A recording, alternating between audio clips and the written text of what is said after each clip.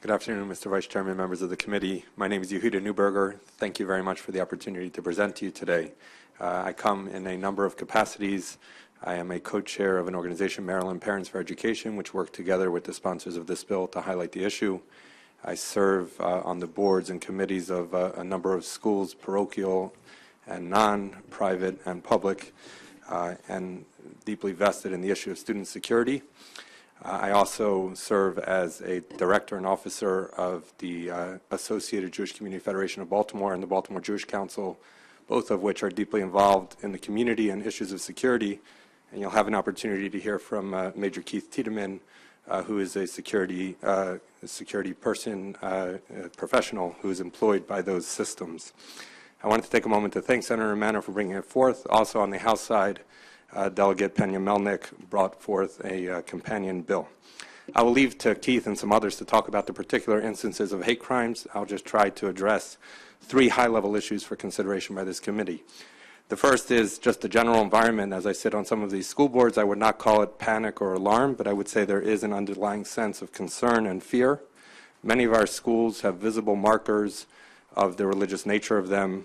Also, many of the students are dressed in distinctive dress, whether it's Muslim, Jewish, or other faiths.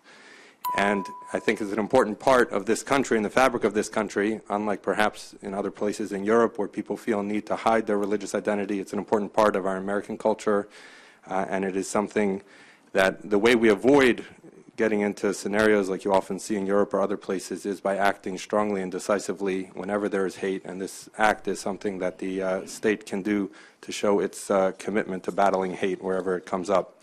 On the second point, just to say that before this committee, in this recent days and weeks and in recent sessions as well, there's been a lot of discussion about public policy relating to non-public and parochial schools.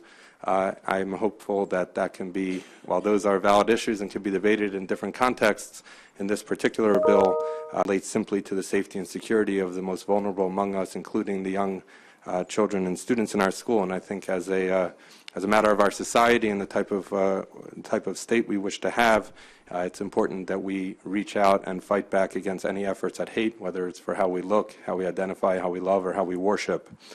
The third point I just want to mention is some ancillary benefits of a bill such as this. First of all, I think it gives a strong message of support to the faith community during a difficult time.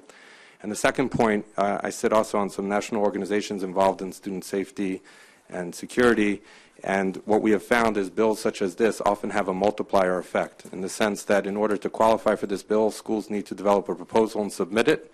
That often encourages them to think about their security posture, oftentimes to bring in third-party consultants who help them think about it. And so if they get the benefit of a grant under this program, that's great. But even when they do not, it often spurs them to focus on security, and through submitting an act such as this, a bill such as this, it encourages increased focus on security and higher safety and security for the students in our school. I thank you very much for the opportunity to present and encourage a favorable report on Senate Bill 1191.